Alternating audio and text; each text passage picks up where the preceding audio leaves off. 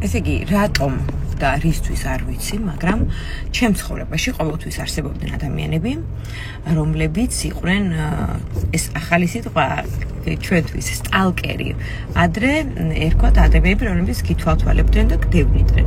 ხო და აი ეს სტალკერები ყოველთვის არსებობდნენ ჩემ ცხოვრებაში. აი როგორც არის ახლა ზარა, ადამიანი, რომლის ტელეფონიც ნახე ხელში ეჭირა და ამ ტელეფონში ჩემი ფოტოები, ჩემი ქრის ფოტოები, ჩემი შვილების ფოტოები, ვიდეოები, კომენტარები, სტატუსები, ანუ აბსოლუტურად ყველაფერი აქვს ჩემი და ჩემი ფოტოები აქვს ამობეჭდილი A4 ფორმატზე და ისე დაატარებს. და რაღაც ხალხი ძალიან ისე შეხვდა ამას, რომ კაი რა მოხდა და ეს ადამიანი შულს ეძებს და გაუგეთ, ამ უნდა მივხვდები იმისა, რომ ამ ქალმა ჩემ დაბადებამდე 5 წლით ადრე გააჩინა შვილი, ნუ კაი, ამ უნდა გაუგე. ვერ ვუგებ ესეთ ხალხს. ვერ ვუგებ, იმიტომ რომ მანაც ისევე როგორც ყველა მიცის, რომ ვიპოვე ბიოლოგიური მშობლები, დადასტურდა გენეტიკური ანალიზით, ვიპოვე დაც, მათ ბიძაშვილების, მაგრამ მას არ უნდა ამის გაგება და ის მადანაშავლებს მე იმაში, რომ მე მშობლების გენეტიკური ანალიზი გავაყალბე, იმიტომ რომ მინდოდა მეგრელობა. და ნუ არ უნდა იმის მიღება, რომ ის არ არის ჩემი მშობელი. მაგრამ სანამ ზარა გამოჩნდებოდა, ჩემს ცხოვრებაში კიდე სხვა ადამიანი არსებობდა, ბევრად უფრო ადრე, რომელიც აგრეთვე, ასე ვთქვათ, იყო სტალკერი, რომელიც ყოფილა გადაკიდებული. ისტორია დაიწყო 2017 წელს. 2017 წელს მე პირველად მქონდა ესეთ საჯარო გამოსვლა ჩემს ისტორიასთან დაკავშირებით, მაშინ ვიყავი პროფილში და მოვყევი ჩემი ისტორია, თუმცა, ნუ მოვყევი ისიც, რომ ვიცოდი, რომ ვიყავი მეგრელი, იმიტომ რომ მეგრელი რო ვიყავი, ეს პირველივე დღიდან, ასე ვთქვათ, ისტორიის გაგებიდან ვიცოდი და ნუ პროფილშიც ვთქვი, რომ ან კვირკველია უნდა იყოს დედა, ან კაკაჩია თქო. და ნუ ეს ინფორმაცია, ნუ ყველამ იცოდა. პროფილი რამდენიმე დღის გასულია ეთერში და წერს ვიღაც ქალი, ვიღაცა ნინო, საოცარი სილამაზის ქალი და მიყდება ისტორიას თუ როგორ გამაშვილა. ოღონდ, ნუ მოყოლასაც ხო გააჩნია და წერის მანერას, მოყოლის ხასიათს და წერილის შინაარს. ქალი მწერდა ისეთ წერილს, რომ ჩემი დაქალი გურანდა მურასაშვილი ჩემთან სამზარეულოში იჯდა და გულამოსკვნილი ტიროდა. ისე განიცდი და მის თითოეულ სიტყვას, აი საოცრად გუში ჩამწვდომი ისტორია იყო ჩემი გაშვილების. რამდენიმე დღე ვისაუბრე დედას და ნუ მე ხო ბავშვობიდან მქონდა ეს სიმსივნის შიში, მკერდის სიმსივნის შიში და ნუ ხშირად მეგობრებმა იციან, რომ 6 თვეში ერთხელ დავდივარ მკერდის სიმსივნის შემოწმებაზე. აი ჩაციკლული ვიყავი და ნუ საბოლოოდ კი აღნიშნა მართლაც რომ გენეტიკაში მაქვს, მაგრამ ნუ აი გარეკილი მქონდა მოკლედ ამაზე, რომ აი უნდა მქონდეს. და ეს ქალი მეუბნება ნინო, რომ მე ვარო ამერიკაში ხო, იმიტომ რომ აქო ვარო სამკურნალოთო. მეთქი რა წერა სამკურნალოც ასული. შენს მერეო მეო გავაჩინე ბიჭიო, რომელიც შარშან მომიკვდაო თავის ტვინის სიმსივრითო და მეც აღმოჩნდა თავის ტვინის სიმსივრით ამერიკაში ვარო და ძალიან გთხოვო, თუ დედა უფულსო გამოგიგზავნიო, ძალიან გთხოვო, შემოწმეო. აუ ღმერთო მეთქი, ეს რა განსაცდელი მომივლინე. და ნუ თან ეხა ეს ნინო მეუბნება, რომ ძალიან ცუდად ვარ, ანუ ფაქტობრივად ბოლო დღეები მაქვს. ან გადავრჩები, ან არ გადავრჩები, ჯერჯერობით პასუხები არ ვიცი. და ისე ხშირად ვერ გეკონტაქტები, იმიტომ რომ აქ ვარ საავადმყოფოში ვწევარ. ნუ აი, თქვენ ხო ხდებით ახლა მე და ჩემს სამეგობროს რა დაგვემართოთ, რა დღეში ჩავარდით. ღვთისწყალობით ნინომ მითხრა, ვინ იყო მამა, ოღონდ არც ნინო არ იყო მეგრელი და არც მამა არ იყო მეგრელი რა, ანუ ის კაცი ვინც დაასახელა არ იყო მეგრელი და მეთქი რანაირად. არა გატყუებენო. შენებიო გატყუებენო, არ უნდა თორე სიმართლე გაიგო. არც მე ვარ მეგრელი და არც მამა შენი არ ყოფილა მეგრელი. მამაო გარდაცვლილია, მაგრამ მე უშენო მოგცემო შენი ნახევარდის კონტაქტებსო. და მიგდებს იმ კაცის შვილის Facebook-ს, სოფის Facebook-ის ლინკს. და რო შევედი ამ სოფის ფოტოებში, რაღაცა კი დავიჭირე რაღაც მსგავსებები რა, ანუ მართლა რაღაცა გავდა ეს გოგო და ნუ დაიკონტაქტები მოკლედ სოფისო. და ნუ არც ვაცხელი მივწერე ამ სოფის. მაშინ სამსახურში ვარ, კარაოკეში მუშაობდი. მივწერე სოფის და ნუ აქეთ სოფი კვდება ტირილით, იქით მე ვარ აღიარებული. ნუ სოფი მითხრა რომ მე ვიცოდიო ეს ისტორია, რომ ამას ვიღაც გოგო ყავდაო, მაგრამ ნუ არ ვიცოდიო რა ხდებოდა ბოლომდე არ მქონდა ინფორმაცია და ნუ მოკვდა ეს მოკუტირებით. აქეთ მე ამოვწყდი. მოკლედ სოფის შევხვდი ორთაჭალაში ფრესკოში. დავსხედი ძალიან ბევრი ვიჭრავით, მომიტანა მამამისის ფოტოები, ძალიან ბევრი ვისაუბრეთ და ნუ გაჩვენე სოფის ამ ნინოს ფეისბუქი. ოღონდ ამ ნინოს არსებობაში ეჭვი არ შემყარდა, იმიტომ რომ ნინოს ჰქონდა ჩვეულებრივი ფეისბუქი.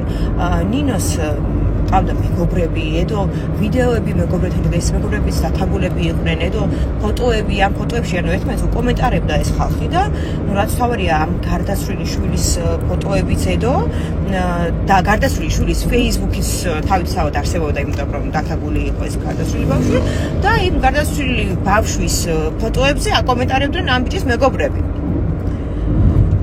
და ნუ სოფი მითხა რომ ნუ დედა ჩემსო დაველაპარაკებია, დედამისი არის ემიგრანტი, დაველაპარაკებია, კითხავ ხომ არის ის რამე ნინოს შესახებ.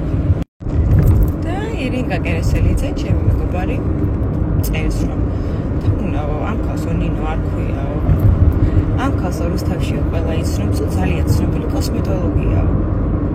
და ქვია, მეთქი რომ მითხარ სახელი. შვილი მეთქი და რა შვილი, მეთქი გარდაცვლილი ყავს მეთქი და ვინო გიორგია. შვილი ცოცხალია.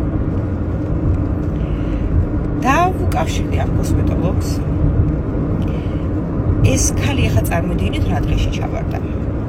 ანუ ვიღაცას აქვს მის ფეისბუქის გაკეთებული, ფეიქ ფეისბუქი გაკეთებული, მისი მეგობრების ფეიქ ფეისბუქები, სადაც დებს ეს ვიღაცა ადამიანი ფოტოებს, ვიდეოებს და ეს ბიჭი, ანუ ცოცხალი ადამიანი შედის ფეისბუქზე და ნახულობს თავის გარდაცვლილ ფოტოებს. ამ ქალს ხო ისტორია შეუთხსა. ეს შვილი ხო მოუკლო, ალბათ ეს ბიჭი ცოცხალია. ამ ბიჭის ვითომ და ანაშვიდების ფოტოები, რაღაცა კუბოების, ნუ საშინელება. და დამიკავშირდა მერე უკვე ბატონი კობა, ადვოკატი, რომელმაც სუზანიზე ჩაერთო რა ამ ამბავში, რომ გაირკვიათ ახლა ვინ იყო ეს ადამიანი, ვინც ამხელა სერიალი დადგა, ოღონდ ეს ჩემთვის არ იყო შექმნილი. ანუ ზოგადად ამ ქალის ფეისბუქით ვიღაც მოძრაობდა, ასე ვთქვათ და შექმნილი ქონდა ამ ქალის მეგობრების შვილები. ანუ თქვა ხვდებით აქ რამხელა შრომა იყო ჩადებული და რამდენ სოციალურ გვერდზეა საუბარი, ანუ სოციალური ქსელის რამდენ გვერდზეა საუბარი. ნინო აღარ ჩასმოგვით იმის მერე აღარ შემოსულა ფეისბუქზე. ეხლა რა ხდება? სოფი აღარ მეკონტაქტება და მე ვიცოდი ადრე სად მუშაობდა სოფი და მივაკითხე სამსახურში. და ნუ რაღაცად მოვიგონე მოკლედ გავიგე სოფის რეალური ტელეფონის ნომერი და არა ის ნომერი, რომელზეც მეკონტაქტებოდა, რომლიდანაც მეკონტაქტებოდა. დავიგებ რომ სოფის мама აბსოლუტურად სხვა კაცია, ცოცხალია და სოფის мама არ არის ის კაცი, ისეც ნინომ მითხრა რომ ეს არის мама შენი. ანუ რა ხდება მამაო? ეს გამოძიება ახლა 1 და 2 დღე არ მიმდინარეობდა, ხო ხვდებით რამდენი შრომა და ჯაბაჯავდე მეც რომ ეს ყველაფერი ამომეკეკა, მაგრამ ჯერ ყველაფერი წინ არის. მას შემდეგ რაც გავიგე რომ ეს ნინო არ არის ნინო, ნუ სოფოს მოუყევი თავისთავად, თქო სოფოსთან ჩვეულებრივად ანუ ნახევარ და რა, ანუ კონტაქტი მაქვს, ჩვეულებრივად გამოდი ჩემთან სახში, რაღაცა ნამსხვრს დაგპატიჟებ, გაგაცნობ ბაუშს, შენ დიშულს რაღაცებით.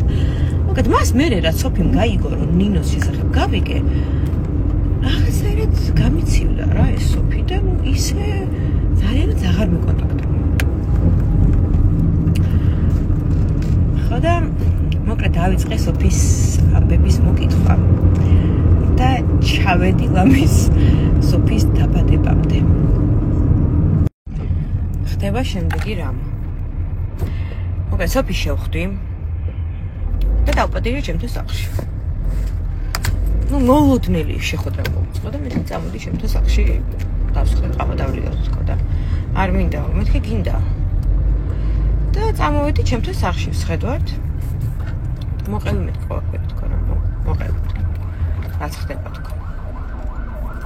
და მოყვა.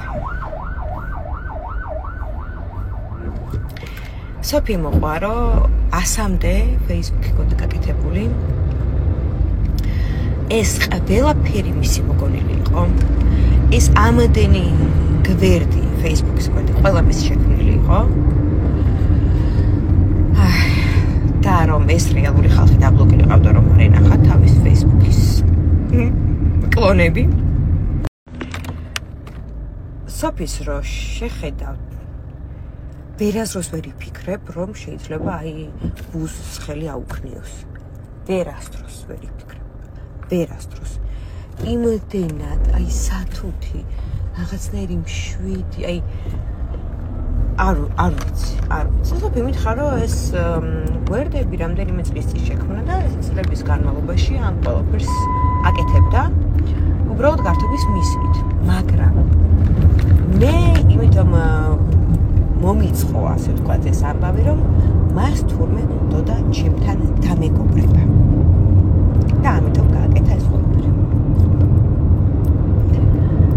იმ წამს დავრეკე პატრულში და დავწერე განცხადება შემაკავე ბელზე დავწერე განცხადება რომ მეთქი ანუ არასდროს არ გამეკაროს ეს გოგო. მას მე ეს გოგო არ მინახავს ის Facebook-ი რომელიც მე ვიცოდი აღარ აქვს. ხო, რაც თავი ახლა ფოტოებში მგავდა თქო რომ ვთქვი, ფოტოშოპით ქონდა რა თქმა უნდა ეს ფოტოები გაკეთებული. მეტნაკლებად დამსგავსებოდა. ეს იყო ალბათ ჯოჯოხეთური 4 თვე.